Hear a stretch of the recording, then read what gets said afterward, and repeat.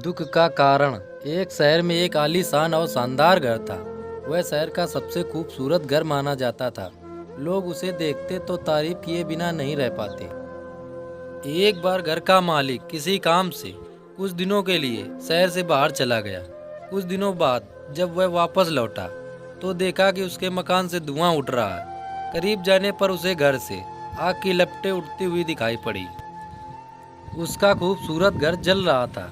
वहाँ तमाशबीनों की भीड़ जमा थी जो उस घर के जलने का तमाशा देख रही थी। अपने खूबसूरत घर को अपनी आंखों के सामने जलता हुआ देख वह व्यक्ति चिंता में पड़ गया। उसे समझ नहीं आ रहा था कि अब क्या करे, कैसे अपने घर को जलने से बचाएं। वह लोगों से मदद की गुहार लगाने लगा कि वे किसी भी तरह उसके घर को जलने से बचा लें। उसी समय उसका बड़ा बेटा वहां आया और बोला, पिताजी घबराइए मत, सब ठीक हो जाएगा।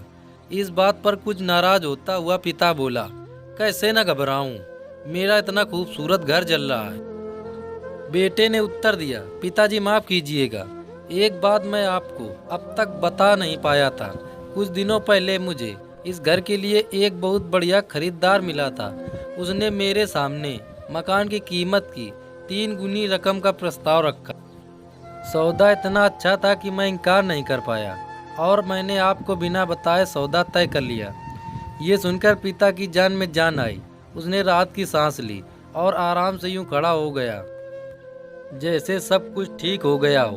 अब वह भी अन्य लोगों की तरह तमाशबीन बनकर उस घर को जलते हुए देखने लगा।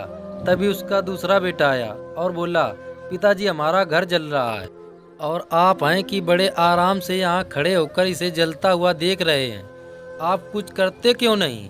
बेटा, चिंता की बात नहीं है, तुम्हारे बड़े भाई ने ये घर बहुत अच्छे दाम पर बेच दिया है। अब ये हमारा नहीं रहा, इसलिए अब कोई फर्क नहीं पड़ता। पिता बोला, पिताजी भैया ने तो सौदा कर दिया था, लेकिन अब तक सौदा पक्का नहीं हुआ है, अभी हमें पैसे भी नहीं मिले। अब बताइए, इस जलते हुए घर के लिए कौन पैसे देगा? यह सुनकर पिता फिर से चिंतित हो गया और सोचने लगा कि कैसे आग की लपटों पर काबू पाया जाए। वह फिर से पास खड़े लोगों से मदद की गुहार लगाने लगा। तभी उसका तीसरा बेटा आया और बोला, पिताजी घबराने की सच में कोई बात नहीं, मैं अभी उस आदमी से मिलकर आ रहा हूँ जिससे बड़े भाई ने मकान का सौदा किया था। उसने कहा कि मैं अपनी जुबान का पक्का हूँ। मेरे आदर्श कहते हैं कि चाहे जो भी हो जाए अपनी जुबान पर कायम रहना चाहिए, इसलिए अब जो हो जाए, जबान दी है तो घर जरूर लूँगा और उसके पैसे भी दूंगा। पिता फिर से चिंता मुक्त हो गया और घर को जलते हुए देखने लगा। सीख। मित्रों, एक ही परिस्थिति में व्यक्ति का व्यवहार भिन्न भिन्न हो सकता है और यह व्यवहार उसकी सोच के कारण होता है। उदाहरण के लिए जलते हुए घर के मालिक को ही लीजिए।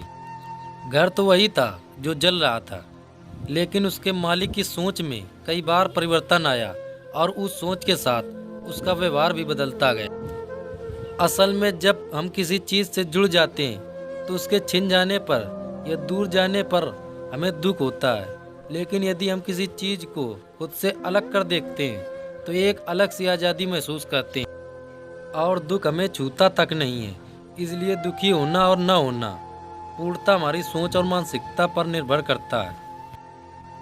सोच पर नियंत्रण रखकर या उसे सही दिशा देकर हम बहुत से दुखों और परेशानियों से न सिर्फ बच सकते हैं बल्कि जीवन में नई ऊंचाइयां भी प्राप्त कर सकते हैं। दोस्तों, अगर ये कहानी आपको अच्छी लगी हो तो लाइक कीजिए और हमसे जुड़ने के लिए हमारे चैनल को सब्सक्राइब कीजिए।